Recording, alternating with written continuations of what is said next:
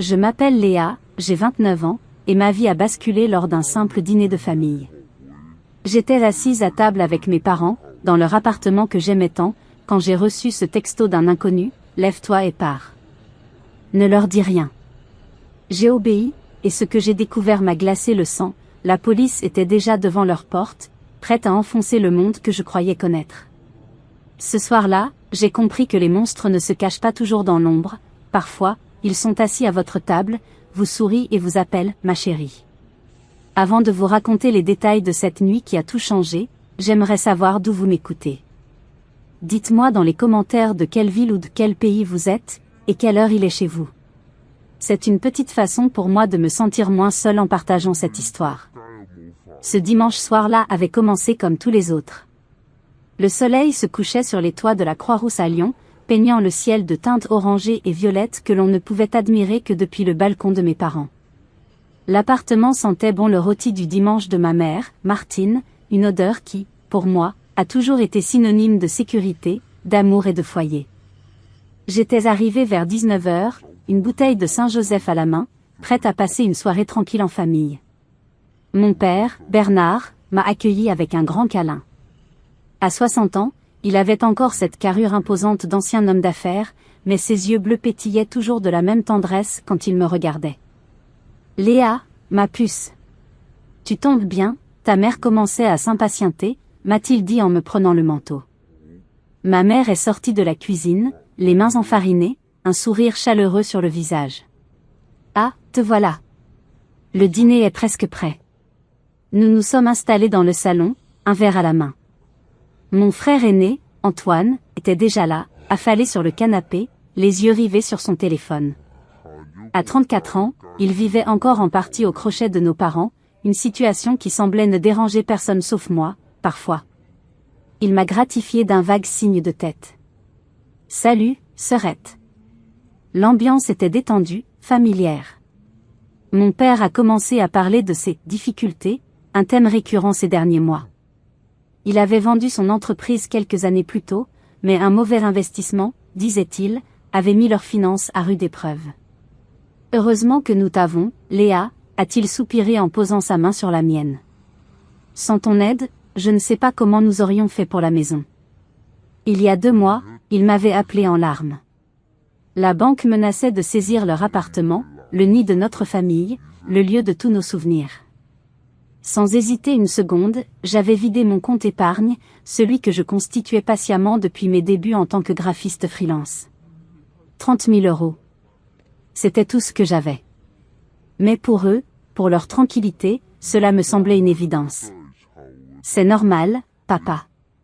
On est une famille », avais-je répondu, la gorge serrée par l'émotion. À table, l'illusion de la famille parfaite a continué. Ma mère nous a servi généreusement, s'inquiétant de savoir si j'avais assez de travail, si je mangeais bien. Mon père la secondait, me donnant des conseils paternels sur la gestion de ma petite entreprise. « Tu es si talentueuse, mais aussi si naïve parfois. Le monde des affaires est impitoyable, » disait-il d'un air grave. Ironique, n'est-ce pas? Antoine, lui, était plus silencieux, mais ses pics étaient acérés. « C'est sûr qu'avec la générosité sans faille de Léa, vous n'avez pas trop de soucis à vous faire, » a-t-il lancé en se servant une 2e part de gratin. J'ai senti une pointe d'agacement, mais je l'ai vite balayée. Antoine avait toujours été un peu jaloux, un peu amer. Je mettais ça sur le compte de ses propres échecs. Je n'aurais pas pu imaginer la noirceur qui se cachait derrière son sarcasme. Je les regardais tous les 3, riant d'une vieille anecdote de vacances, et mon cœur se remplissait d'amour. C'était ça, ma réalité. Mon socle. Des parents aimants qui avaient tout sacrifié pour nous, un frère un peu agaçant mais présent. J'étais fière de pouvoir les aider en retour. J'étais fière d'être la fille sur qui ils pouvaient compter. Cette fierté, je le sais maintenant, était leur meilleure arme. Ils l'avaient cultivée, nourrie, pour mieux s'en servir contre moi. Le repas touchait à sa fin. Ma mère a apporté la tarte aux pommes, sa spécialité. C'est à ce moment précis, alors que mon père découpait les parts avec une attention méticuleuse, que mon téléphone a vibré sur la nappe. Je l'ai regardé distraitement. Un numéro inconnu. J'ai froncé les sourcils. Probablement une erreur, ou un démarchage commercial. J'ai décidé de l'ignorer. Mais il a vibré à nouveau. Puis une troisième fois. Une insistance étrange, presque urgente. Agacé, j'ai discrètement glissé le téléphone sous la table pour regarder. Un seul message. Une seule phrase qui n'avait aucun sens. Lève-toi et pars. Maintenant. Ne leur dis rien. Mon sang s'est glacé. J'ai relevé la tête. Mon père me tendait une assiette de tarte, son plus beau sourire aux lèvres. Ma mère me demandait si je voulais de la crème. Antoine me regardait, un pli étrange au coin de la bouche. Tout était normal. Trop normal. Ce que je ne savais pas, c'est que le message que je venais de lire n'était pas une erreur. C'était une bouée de sauvetage, jetée à la dernière seconde dans l'océan de mensonges qui était ma vie. Et en décidant de m'y accrocher, j'allais faire exploser ma famille en 1000 morceaux. Mon cœur battait la chamade. J'ai relu le message une dizaine de fois, les mots dansant devant mes yeux. Lève-toi et pars. Maintenant. Ne leur dis rien. C'était absurde. Une mauvaise blague? Qui pouvait bien m'envoyer ça? J'ai rapidement passé en revue mes amis, mes collègues. Personne n'aurait fait une chose pareille. Léa, ça ne va pas? Tu es toute pâle, a demandé ma mère, sa voix empreinte d'une sollicitude qui, soudain, me paraissait fausse. Non, non, tout va bien, ai-je bafouillé en rangeant mon téléphone. Juste, un peu fatigué. Mon père a froncé les sourcils. Tu travailles trop. Je te l'ai toujours dit. Il faut savoir lever le pied. Ces paroles, qui d'habitude m'auraient rassuré, résonnaient étrangement dans ma tête. Une angoisse sourde commençait à monter en moi, une intuition primitive que quelque chose était terriblement anormal. J'ai essayé de me raisonner. C'était ma famille. Ces gens m'aimaient. Ils m'avaient élevé, protégé. Pourtant, je n'arrivais pas à chasser les mots du texto de mon esprit. J'ai risqué un coup d'œil vers Antoine. Il avait arrêté de manger et me fixait. Quand nos regards se sont croisés, il a détourné les yeux un peu trop vite, un rictus presque imperceptible sur les lèvres. Ce n'était pas de la jalousie que je voyais dans son regard à cet instant. C'était autre chose. De la nervosité? De la culpabilité? Mon téléphone a vibré à nouveau, me faisant sursauter. Cette fois, j'ai senti une véritable panique m'envahir. Sous la table, à l'abri des regards, j'ai ouvert le nouveau message. C'était le même numéro. Ils ne sont pas ceux que tu crois. Pars avant qu'il ne soit trop tard. La police arrive. La police. Le mot a explosé dans mon cerveau comme une grenade. La police? Pourquoi la police viendrait-elle ici? Dans cet appartement respectable, chez ces gens sans histoire? Mon esprit s'emballait, cherchant une explication logique. Un cambriolage dans le quartier? Une erreur? Mais le message était si direct, si personnel. Ils ne sont pas ceux que tu crois. J'ai levé les yeux vers mes parents. Ils discutaient de leurs prochaines vacances, un petit voyage en Bretagne qu'ils prévoyaient de faire, si les finances le permettaient. Ils semblaient si ordinaires. Mon père, avec son pull en cachemire et son air distingué. Ma mère, avec son collier de perles et son doux sourire. Des criminels? C'était impensable. C'était de la folie pure. Pourtant, l'urgence du message était palpable. Pars avant qu'il ne soit trop tard. Une partie de moi voulait rire de cette situation grotesque, jeter mon téléphone et demander une autre part de tarte. Mais une autre partie, plus profonde, plus instinctive, me hurlait de fuir. C'était le même instinct qui vous fait faire un écart sur la route avant même de comprendre pourquoi, le même qui vous fait vous réveiller en sursaut juste avant que l'orage n'éclate. Je devais prendre une décision. Et vite. Excusez-moi, ai-je dit en me levant brusquement, ma chaise raclant le parquet. J'ai une migraine terrible qui vient de se déclarer. Je crois que je vais rentrer, il faut que je m'allonge. 3 paires d'yeux se sont tournés vers moi. La surprise, puis l'inquiétude sur le visage de ma mère. Oh, ma chérie. Tu veux un cachet? Reste un peu, ça va peut-être passer. Non, vraiment, il faut que j'y aille, ai-je insisté, ma voix tremblant légèrement. L'air frais me fera du bien. Mon père s'est levé à son tour. Je te raccompagne en bas. Non, ai-je crié, un peu trop fort. J'ai vu la stupeur dans ses yeux. J'ai adouci ma voix. Non, ce n'est pas la peine, papa. Vraiment. Je préfère marcher seul. Ça va aller. Antoine, lui, ne disait rien. Il me regardait, les bras croisés, avec une intensité qui me glaçait le sang. C'est son regard qui m'a convaincue. Il y avait quelque chose dans ses yeux. Il savait. Il savait quelque chose que j'ignorais, et ça le mettait mal à l'aise que je parte si soudainement. J'ai attrapé mon sac et mon manteau dans l'entrée, évitant le contact visuel. Merci pour le dîner, c'était délicieux. On s'appelle demain. Fais attention sur la route, a lancé ma mère depuis la table. J'ai refermé la porte derrière moi, le cœur battant à tout rompre. Dans le silence de l'escalier, j'avais l'impression d'avoir échappé à un danger imminent, même si je ne pouvais pas le nommer. Chaque marche que je descendais m'éloignait de la chaleur et de la lumière de l'appartement, me plongeant un peu plus dans le froid et l'incertitude de la nuit lyonnaise. Étais-je en train de faire une erreur monumentale ? Étais-je en train de fuir ma propre famille à cause d'une mauvaise blague ? La honte commençait à poindre. J'allais avoir l'air d'une idiote. Demain, ils allaient me demander des explications, et que leur dirais-je ? Qu'un inconnu m'avait dit qu'ils étaient des monstres et que la police arrivait ? Arrivé en bas de l'immeuble, l'air frais de la nuit m'a fouetté le visage. J'ai hésité. Remonter ? M'excuser ? Mais l'image du regard d'Antoine m'est revenue en mémoire. Non. Quelque chose n'allait pas. Mon instinct m'a poussé à ne pas partir tout de suite. Au lieu de me diriger vers ma voiture, j'ai traversé la rue et je me suis caché dans l'ombre d'un Porsche, de l'autre côté de la place. De là, je pouvais voir les fenêtres illuminées de leur salon. Je me sentais ridicule, comme une espionne dans un mauvais film. J'ai sorti mon téléphone, prête à appeler un ami pour lui raconter ma mésaventure et en rire. Mais je n'ai pas eu le temps de composer le numéro. Car c'est à ce moment-là que je les ai vus. 2 voitures banalisées, sans gyrophare, qui ont tourné au coin de la rue et se sont arrêtées en silence, juste devant mon immeuble. Mon souffle s'est coupé. Chaque mot du message était vrai. Le temps semblait s'être arrêté. Je suis resté figé dans l'ombre du Porsche, mon téléphone serré dans ma main au point que mes jointures en étaient blanches.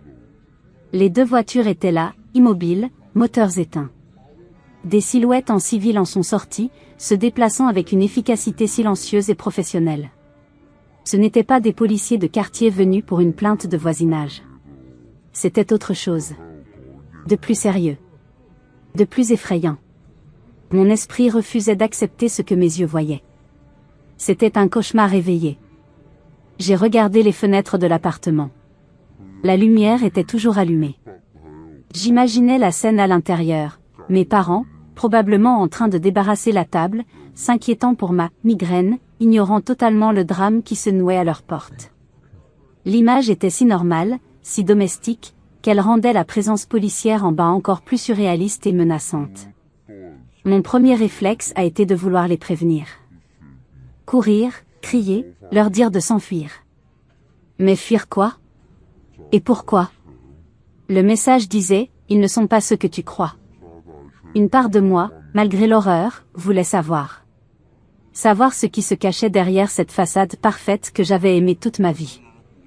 Les policiers se sont regroupés sur le trottoir, parlant à voix basse.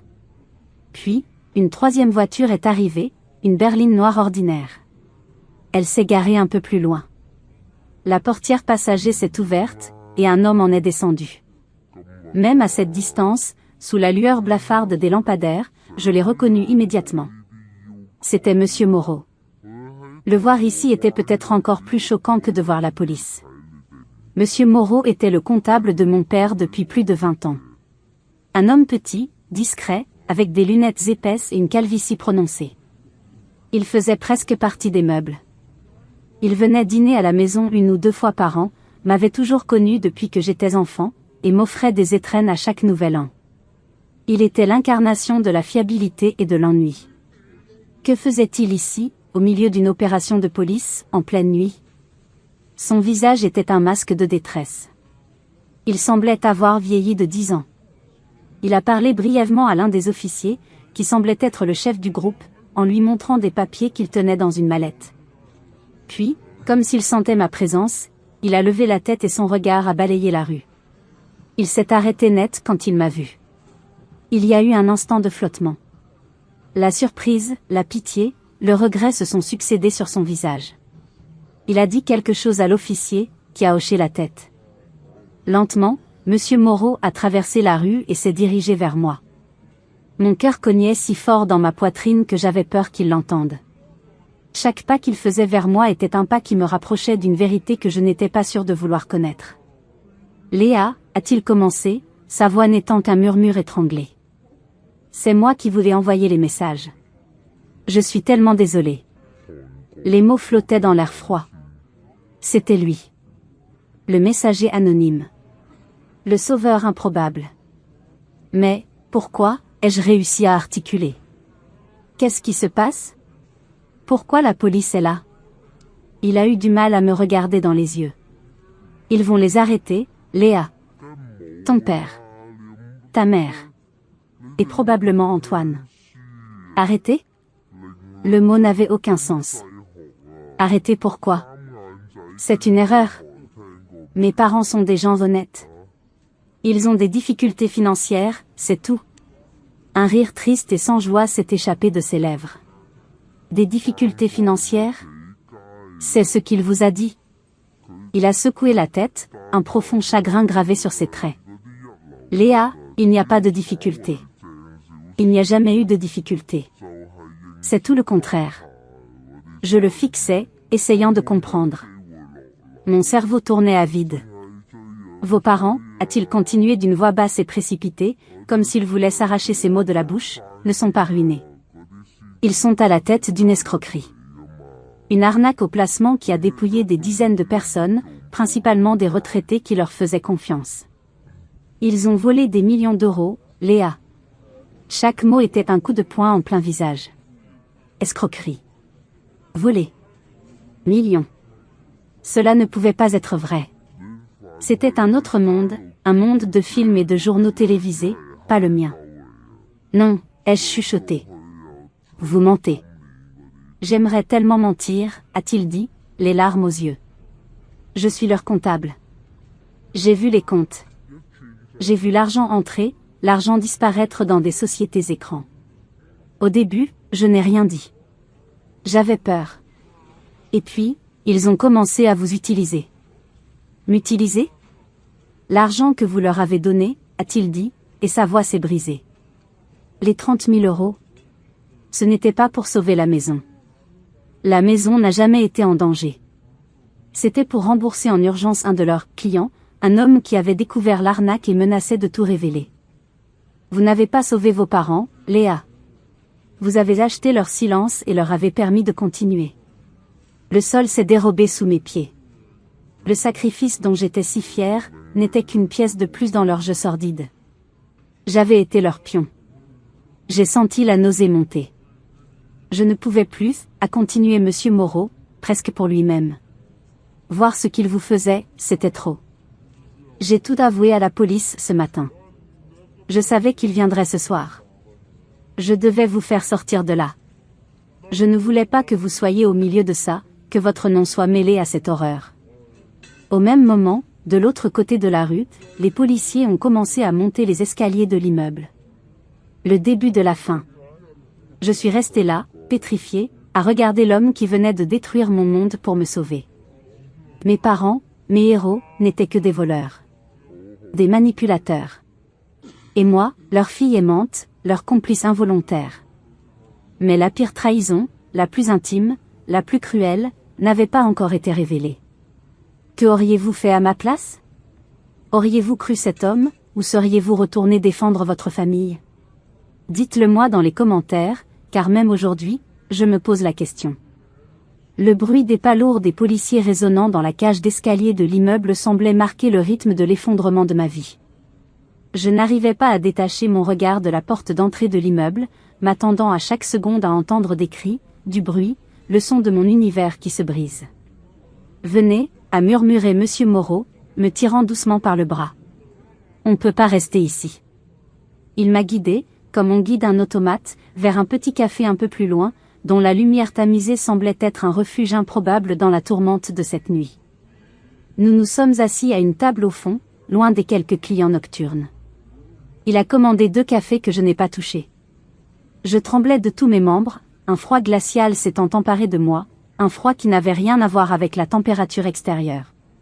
Comment ai-je finalement réussi à articuler ma voix rauque? Comment est-ce possible? Mon père, il a toujours été l'homme le plus droit que je connaisse. Monsieur Moreau a remué son café, le regard perdu dans la tasse. L'appât du gain, Léa. Ça commence petit. Un bon coup financier, un investissement un peu risqué mais légal. Et puis, la ligne est franchie. Il a commencé il y a environ 5 ans. Il a utilisé son ancien carnet d'adresses, des amis, d'anciens collègues. Des gens qui lui faisaient une confiance aveugle. Il leur promettait des rendements exceptionnels, des placements sûrs. C'était un système de Ponzi classique. L'argent des nouveaux investisseurs servait à payer les intérêts des anciens, et bien sûr, à financer leur train de vie. Le train de vie. Soudain, des détails insignifiants me sont revenus en mémoire.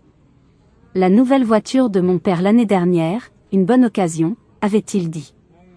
Les bijoux que ma mère portait, des cadeaux de Bernard pour notre anniversaire. Leurs voyages fréquents, toujours dans des hôtels de luxe, grâce à des points de fidélité accumulés. Tout cela, je l'avais cru. J'avais voulu le croire. Et ma mère, elle savait? Il a hoché la tête tristement. Elle était son bras droit. C'est elle qui gérait les appels, qui rassurait les clients les plus inquiets avec sa voix douce et maternelle. Elle était peut-être même plus douée que lui pour la manipulation. Cette révélation était presque plus douloureuse encore. Ma mère, mon modèle de douceur et d'honnêteté. Une complice. Monsieur Moreau a ouvert sa mallette qu'il n'avait pas lâchée. Il en a sorti une liasse de documents. C'étaient des relevés de compte, des ordres de virement. Il me les a montrés, un par un, m'expliquant le circuit de l'argent. Je voyais des sommes astronomiques transiter par des comptes au nom de sociétés dont je n'avais jamais entendu parler. Je suis devenu complice malgré moi, a-t-il avoué, la honte alourdissant sa voix. Au début, il m'a présenté ça comme de l'optimisation fiscale un peu agressive. Quand j'ai compris la véritable nature de ses activités, il était trop tard. Il m'a menacé. Il a dit qu'il m'entraînerait dans sa chute, que j'avais signé des documents, que je risquais la prison autant que lui. J'ai une famille, des enfants. J'ai eu peur. Je pouvais comprendre sa peur. Mais une question me brûlait les lèvres. Qu'est-ce qui vous a fait changer d'avis? Pourquoi maintenant? Son regard s'est posé sur moi, et pour la première fois, j'y ai vu une lueur de détermination. À cause de vous, Léa. Quand il vous a demandé cet argent. Quand j'ai vu dans les comptes que vos économies, le fruit de votre travail honnête, servaient à couvrir leurs crimes. C'en était trop. Utiliser sa propre fille comme un bouclier, comme une source de financement. Je ne pouvais plus dormir la nuit. J'ai décidé que je préférais encore risquer la prison que de laisser faire ça. Ces mots auraient dû me réconforter, mais ils ne faisaient qu'approfondir ma douleur. J'avais été le déclencheur de sa confession, mais aussi la dernière victime de leur cupidité. Puis, il a sorti un autre dossier de sa mallette. Celui-ci était plus fin. Il y a autre chose que vous devez savoir. Et c'est peut-être le pire. Je ne voyais pas ce qui pouvait être pire que tout ce que je venais d'apprendre. Je me trompais. Il a posé devant moi des photocopies de demandes d'ouverture de comptes bancaires et de contrats de carte de crédit. Et sur chaque page, en bas, il y avait mon nom, Léa Durand, et une signature qui imitait parfaitement la mienne. Qu'est-ce que c'est, ai-je demandé, le souffle court. Ce sont des comptes que votre frère, Antoine, a ouverts à votre nom, sans que vous le sachiez. Il a utilisé une photocopie de votre carte d'identité que vous aviez laissée à la maison il y a des années. Mon cerveau a mis quelques secondes à traiter l'information.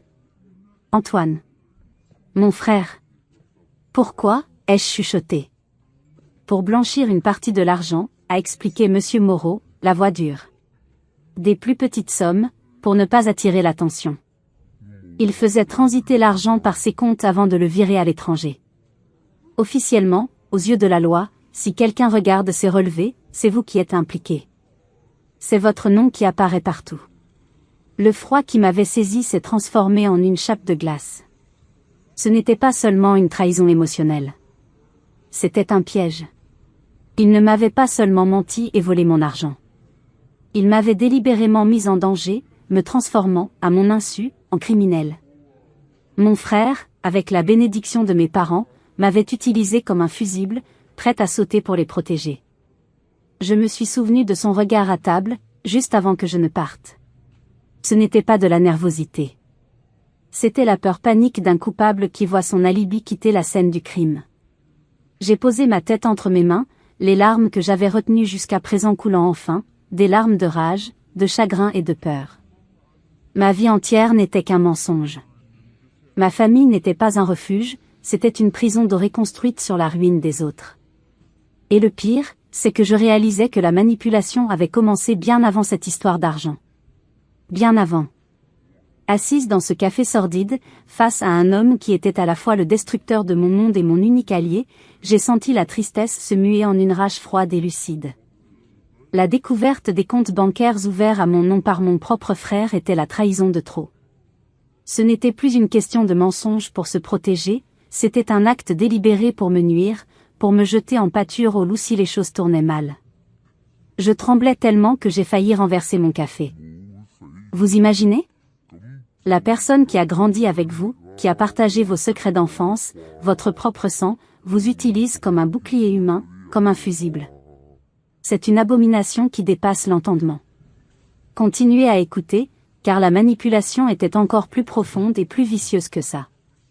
Mon esprit, maintenant libéré du carcan de l'amour aveugle, a commencé à fonctionner à plein régime.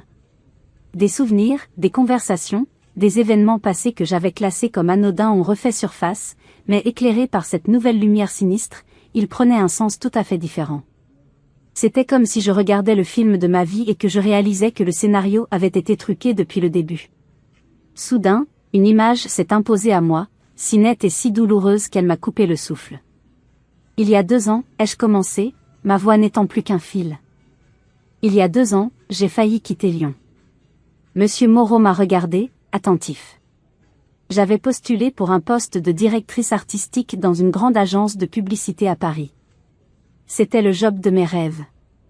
J'avais passé toutes les étapes de sélection, il ne restait plus que le grand entretien final avec le PDG. J'étais sur un nuage. C'était ma chance de vraiment lancer ma carrière, de prendre mon envol. Je me suis interrompue, revivant la déception comme si c'était hier.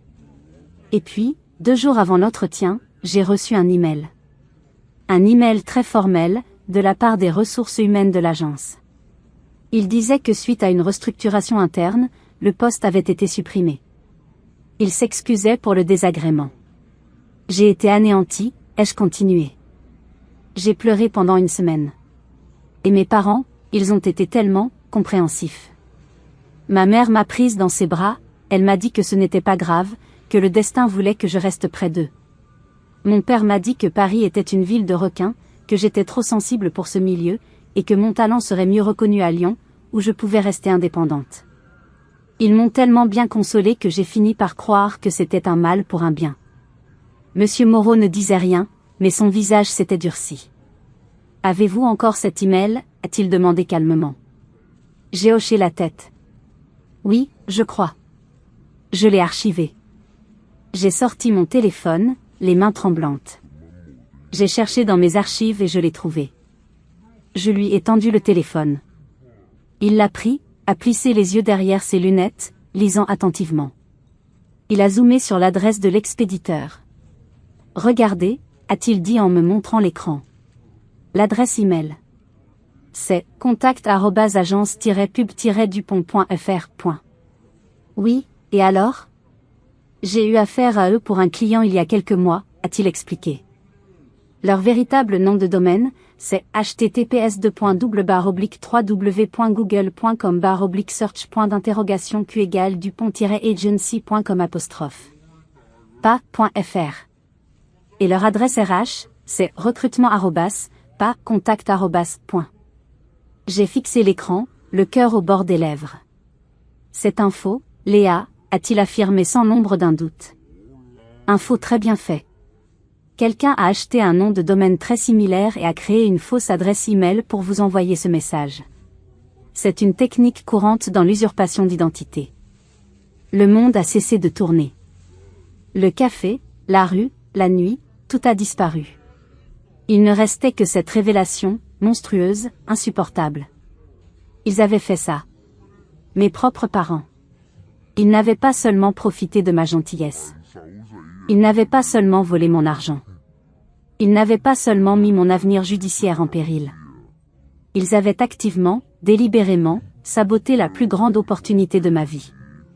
Ils avaient brisé mes rêves pour une raison simple et égoïste, me garder près d'eux. Pas par amour.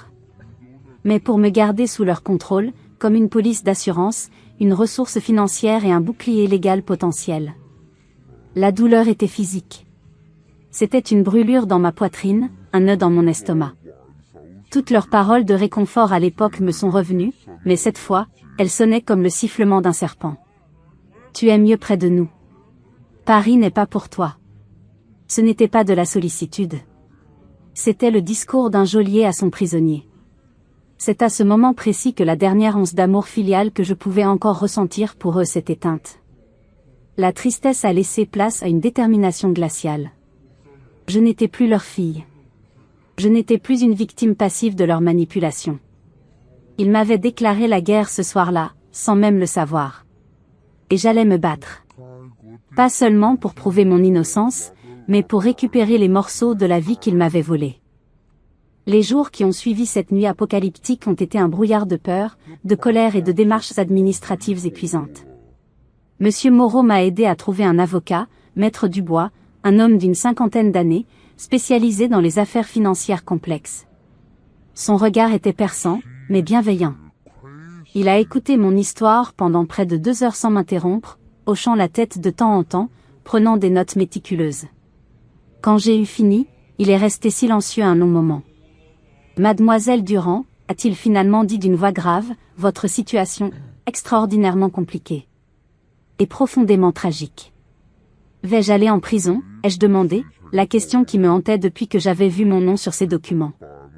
Je vais être honnête avec vous, a-t-il répondu. Le fait que votre nom apparaisse sur des comptes ayant servi à blanchir de l'argent fait de vous, aux yeux de l'enquête initiale, une suspecte. Pas une victime. Notre première et unique mission est de renverser cette perception. Nous devons prouver que vous avez été manipulé, que votre identité a été usurpée. La première étape a été ma convocation au commissariat central. Y entrer en tant que suspecte potentielle, et non en tant que citoyenne lambda, est une expérience terrifiante. Les murs gris, l'odeur de désinfectant, le bruit des clés et des portes qui claquent, tout est conçu pour vous faire sentir coupable. J'ai été interrogé pendant 6 heures par 2 inspecteurs. Un homme plus âgé, cynique et méfiant, et une femme plus jeune, dont le regard oscillait entre la pitié et le doute. Ils m'ont posé les mêmes questions encore et encore, sous des angles différents, cherchant la faille, la contradiction. Alors, mademoiselle Durand, vous nous dites que vous n'étiez pas au courant que des milliers d'euros transitaient chaque mois par des comptes à votre nom? Vous voulez nous faire croire que votre propre frère a fait ça sans que vous ne vous en doutiez jamais? Vous avez donné 30 000 euros à vos parents sans signer le moindre papier, sans poser de questions? Vous êtes soit incroyablement naïve, soit une excellente actrice. Chaque question était une accusation. J'ai raconté mon histoire, encore et encore, avec l'aide de Maître Dubois qui intervenait pour clarifier des points de droit. J'ai fourni l'email frauduleux de Paris, les relevés de mon propre compte en banque montrant le virement de mes économies, les messages de Monsieur Moreau. C'était ma parole contre un dossier d'accusation qui, sur le papier, était accablant. Le moment le plus dur a été lorsque j'ai dû les confronter. Pas directement, mais lors d'une séance d'identification. On m'a placé derrière une vitre sans teint. De l'autre côté, aligné avec d'autres personnes, se trouvaient mon père, ma mère et Antoine. Les voir là, sous la lumière crue de la salle d'interrogatoire, était un choc. Ils avaient l'air diminué. Mon père, d'habitude si fier et droit, était voûté, le visage gris. Ma mère pleurait en silence. Antoine, lui, fixait le vide, le visage fermé, une lueur de défi mauvais dans les yeux. Quand son regard a croisé la vitre, j'ai eu l'impression qu'il me voyait, qu'il me transperçait de sa haine. À cet instant, j'ai compris qu'il ne regretterait jamais. Pour lui, j'étais la traîtresse. Moi, qui avais tout révélé. Ils ne m'ont jeté aucun regard de regret, aucune demande de pardon silencieuse. Dans leurs yeux, je n'étais plus leur fille ou leur sœur. J'étais une menace. Un problème à gérer. La froideur de leur indifférence m'a fait plus de mal que n'importe quelle insulte. C'est là que j'ai vraiment fait le deuil de ma famille. La famille que je croyais avoir n'avait jamais existé. Après l'interrogatoire, Maître Dubois m'a expliqué la suite.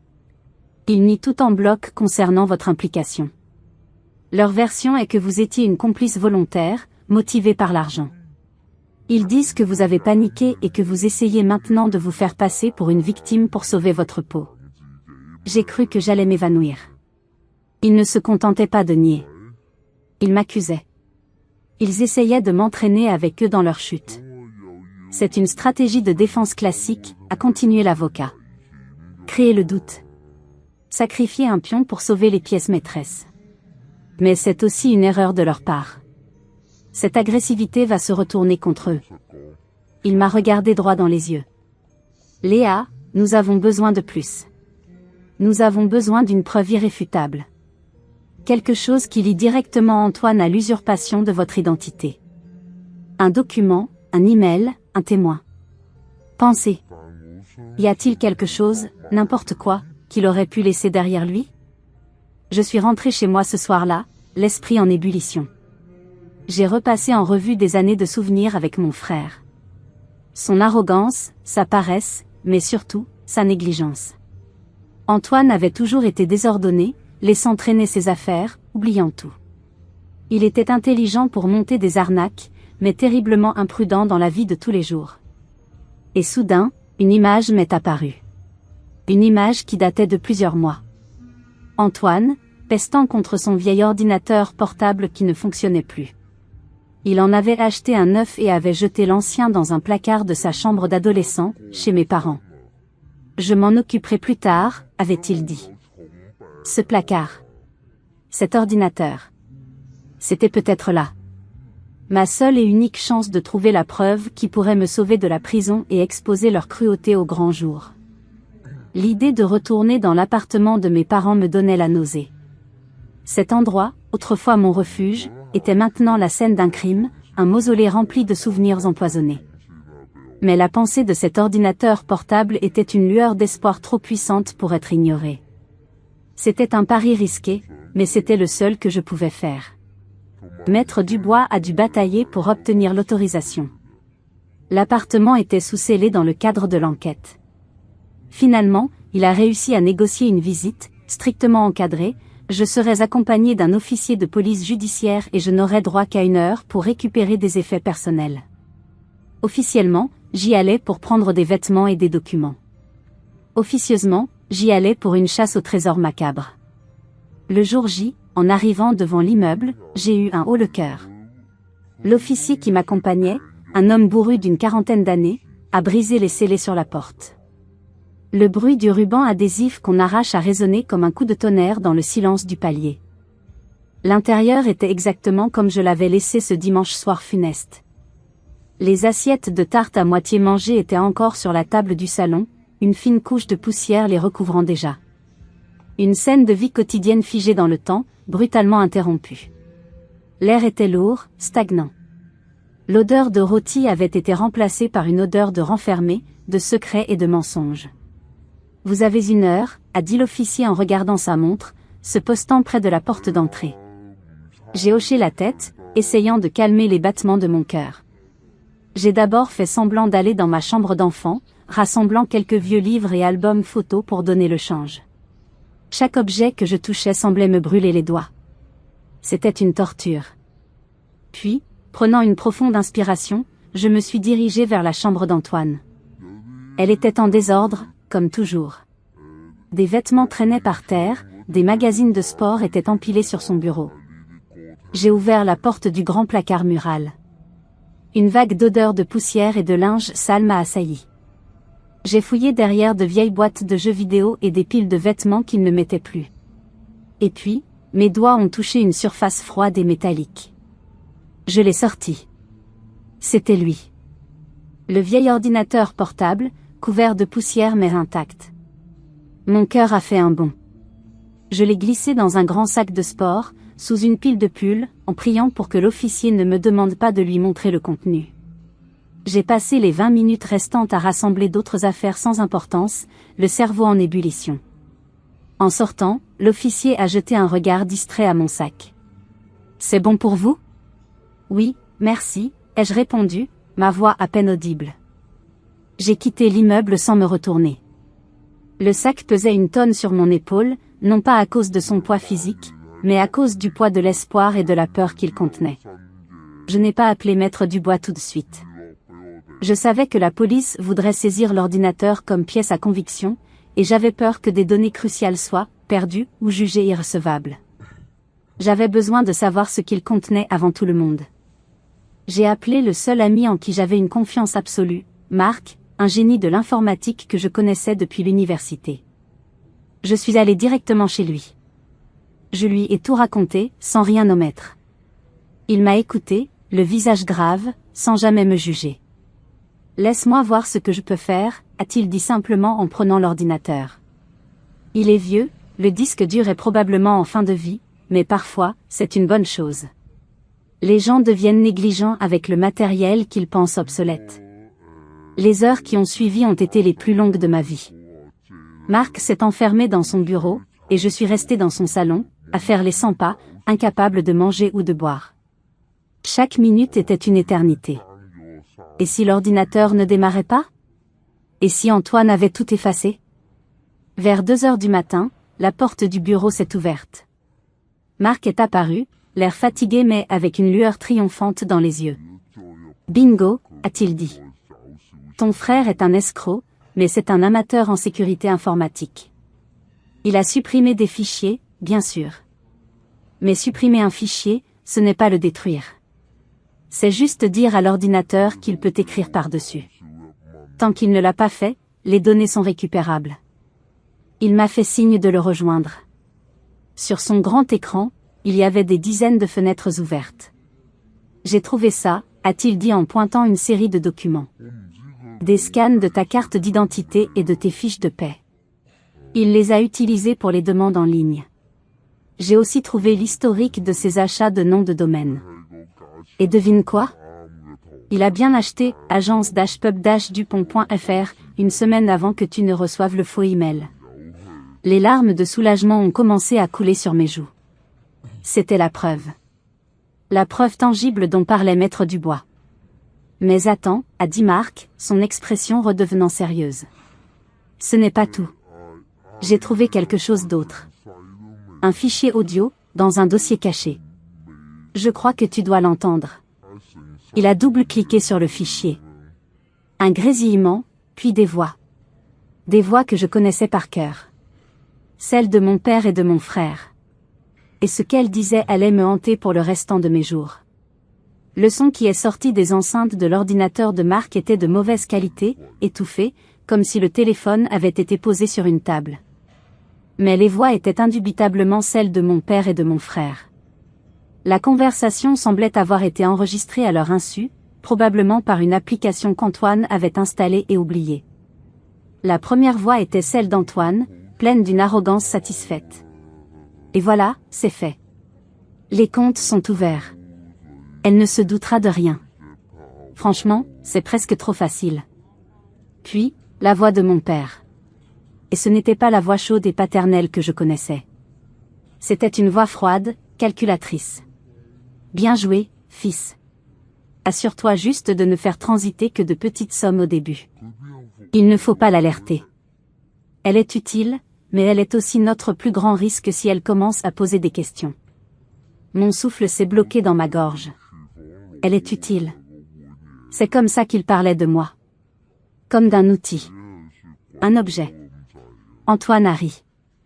Un rire gras, méprisant. Des questions? Léa? Tu plaisantes?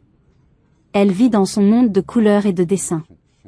Tant que tu lui dis que tu l'aimes et que tu es fier d'elle, elle te donnerait la lune. C'est une tirelire émotionnelle, cette fille. Une tirelire émotionnelle. La violence de ces mots m'a frappé en pleine poitrine. C'était donc ça, leur vision de mon amour, de ma dévotion. Une faiblesse à exploiter. Mais le pire était à venir. Et pour son histoire à Paris, a demandé mon père. Tu es sûr que ça a marché? Comme sur des roulettes, a répondu Antoine, triomphant. L'email est parti ce matin. À l'heure qu'il est, elle doit être en train de pleurer toutes les larmes de son corps. Maman est avec elle, en train de jouer les mères poules parfaites. C'est magnifique à voir. Elle va croire qu'on est sa seule bouée de sauvetage. Elle ne voudra plus jamais nous quitter. Et puis, mon père a ri. Ce n'était pas un petit rire. C'était un rire franc, amusé. Le rire de quelqu'un qui apprécie une bonne blague. Il riait du chagrin de sa propre fille. Il riait de la destruction de mes rêves, un plan qu'il avait orchestré avec mon frère. Parfait, a dit mon père après avoir repris son souffle. C'est parfait. Elle est trop sensible, trop fragile pour réussir seule de toute façon. Au moins, ici, près de nous, elle sert à quelque chose. Elle nous assure une sécurité. Tant qu'elle continue de nous fournir de l'argent quand on en a besoin et qu'on a ses papiers sous la main, nous sommes tranquilles.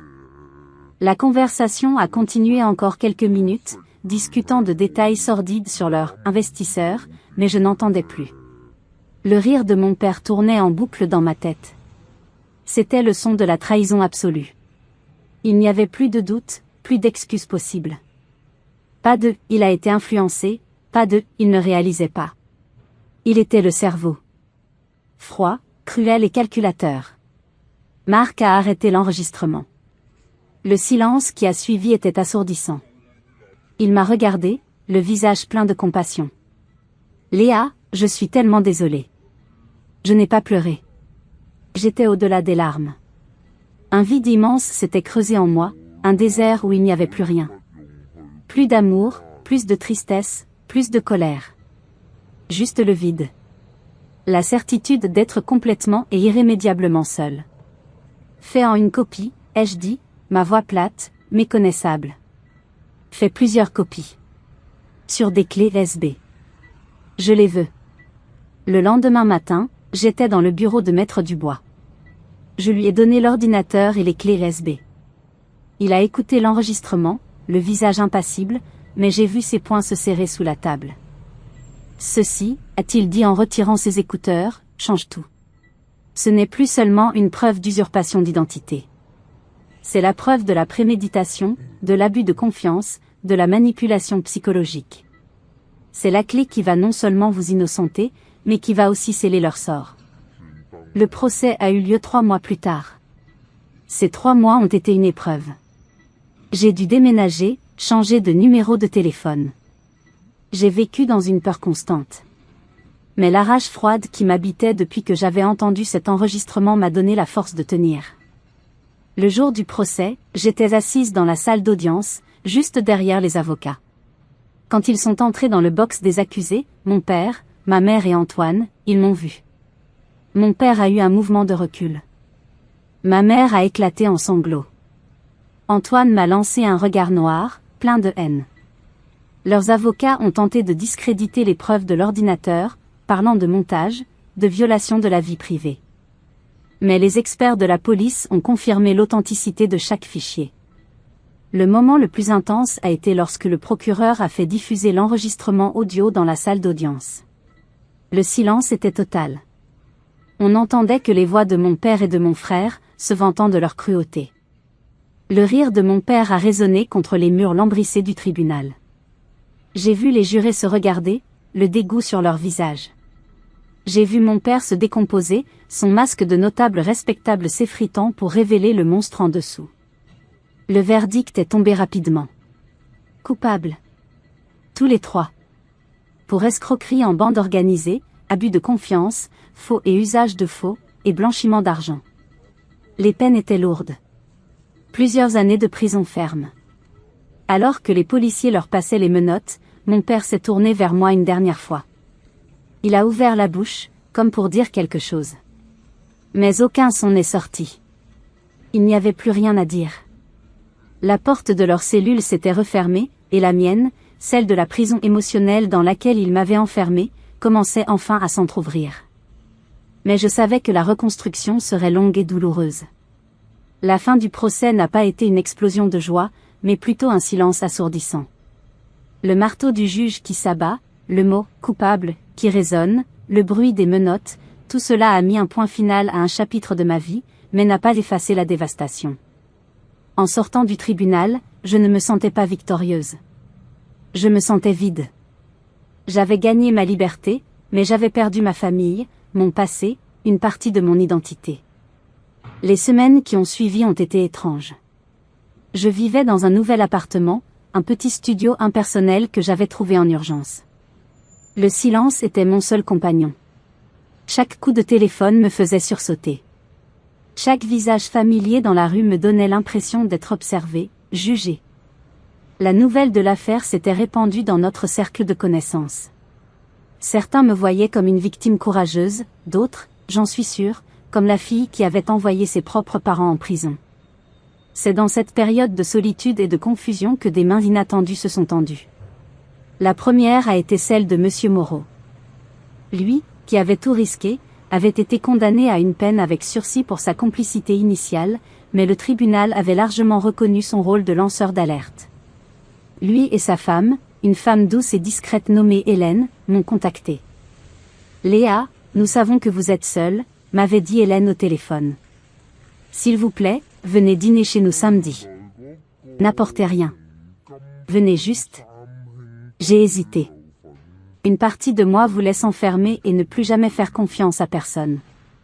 Mais une autre partie aspirait à un peu de chaleur humaine. J'y suis allée. Leur maison était simple, chaleureuse, à l'opposé du luxe ostentatoire et factice de mes parents. Le dîner était simple, délicieux. Ils ne m'ont pas posé de questions sur le procès. Ils m'ont parlé de leurs enfants, de leur jardin, de leurs projets de vacances. Ils m'ont traité avec une gentillesse et une normalité qui m'ont fait un bien fou. À la fin de la soirée, en partant, Hélène m'a prise dans ses bras. « Vous faites partie de la famille maintenant, si vous le voulez bien », a-t-elle murmuré. J'ai pleuré pour la première fois depuis des semaines, non pas de tristesse, mais de gratitude. Marc, mon ami informaticien, a également été un pilier. Il m'appelait tous les jours, juste pour prendre des nouvelles, m'envoyait des mèmes stupides pour me faire sourire, et s'assurait que je ne manquais de rien. Il a été le frère que je n'avais jamais vraiment eu. Lentement, très lentement, j'ai commencé à reconstruire. J'ai trouvé un thérapeute, un homme sage qui m'a aidé à démêler le nœud de culpabilité, de colère et de chagrin qui m'étouffait. Il m'a appris que je n'étais pas responsable de leur choix, que mon amour n'était pas une faiblesse, mais qu'il avait été exploité. Il m'a aidé à comprendre que le deuil de parents vivants est une épreuve unique et terrible. Un jour, une lettre est arrivée. Elle venait de la prison. C'était l'écriture de ma mère. Mes mains tremblaient en l'ouvrant. Ce n'était pas une lettre d'excuse. C'était une lettre de reproche. Elle m'accusait d'avoir détruit la famille, d'avoir été ingrate. Elle écrivait que mon père était malade et que c'était de ma faute. La lettre se terminait par une demande d'argent pour la cantine. J'ai lu la lettre, et je n'ai rien ressenti. Pas de colère, pas de tristesse. Juste une distance infinie. J'ai compris qu'elle ne changerait jamais. Que dans son esprit, elle était la victime. J'ai déchiré la lettre et je l'ai jetée. C'était un acte de libération. J'ai recommencé à travailler, me plongeant dans mes projets de design avec une énergie nouvelle. Mon travail est devenu mon sanctuaire, un endroit où je pouvais créer de la beauté à partir du chaos. Et puis, un matin, en buvant mon café, je me suis souvenu de Paris. Le rêve volé. L'opportunité sabotée. Une idée folle a germé dans mon esprit. Et si? J'ai passé la journée à mettre à jour mon portfolio. Le soir même, j'ai fait quelque chose que je n'aurais jamais osé faire avant.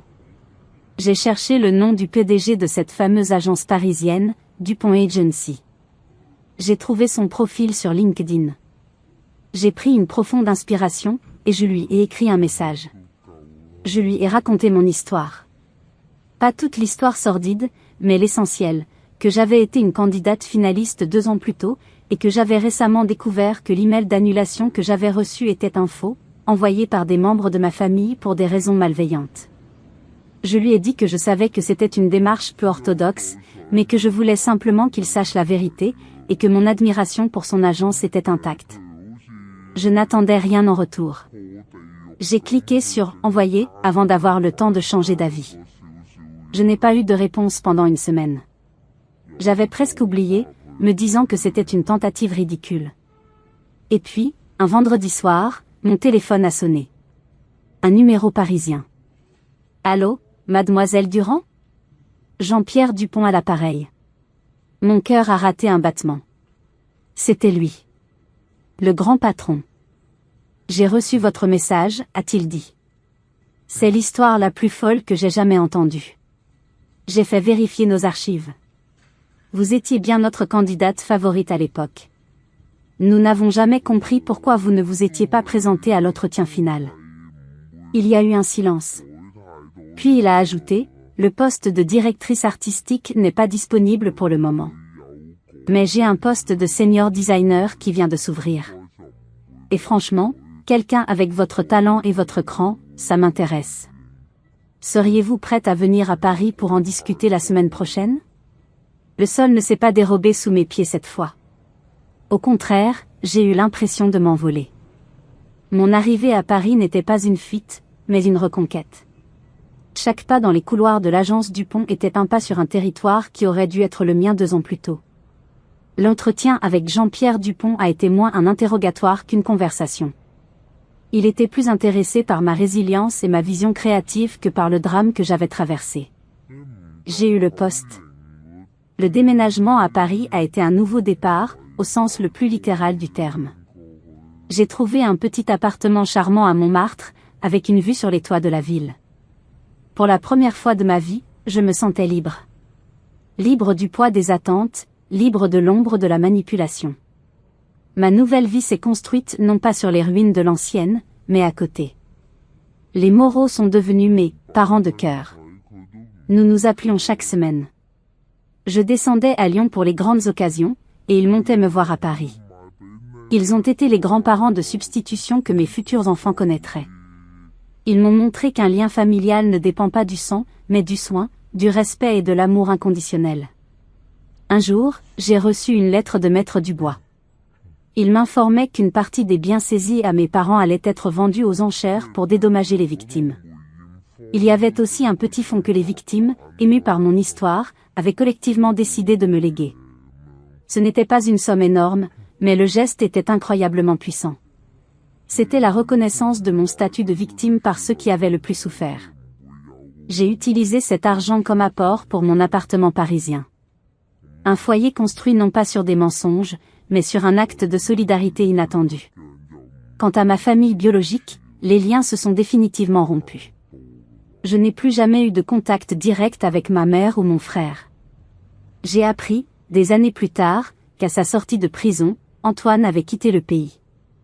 Ma mère, elle, est allée vivre chez une lointaine cousine, se plaignant amèrement de son sort jusqu'à la fin. Mon père m'a écrit une fois, après sa libération. Une longue lettre, confuse, où se mêlaient des semblants de regret et beaucoup d'apitoiement. Il ne demandait pas pardon pour ce qu'il avait fait, mais plutôt pour s'être fait prendre. Je ne lui ai jamais répondu. Le pardon est une chose complexe.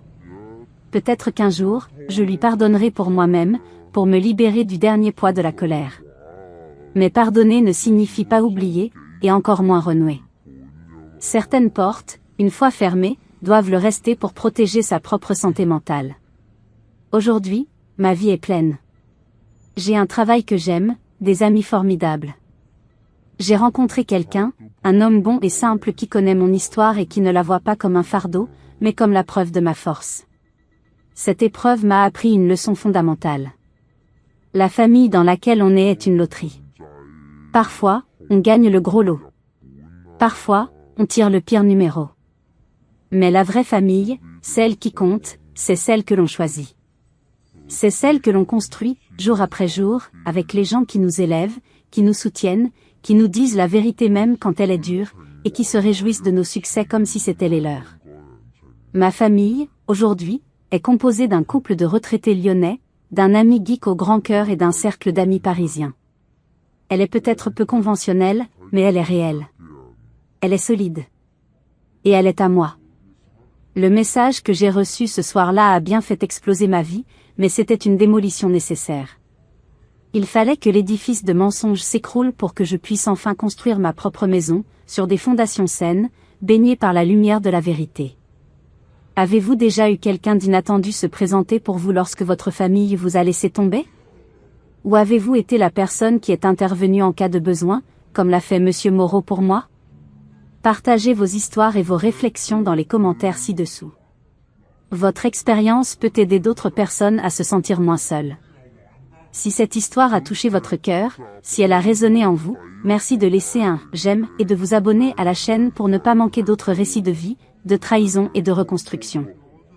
Et rappelez-vous toujours, parfois, les plus belles familles sont celles que nous créons par l'amour et le choix, pas seulement celles dans lesquelles nous sommes nés. Merci de m'avoir écouté, et prenez soin de vous.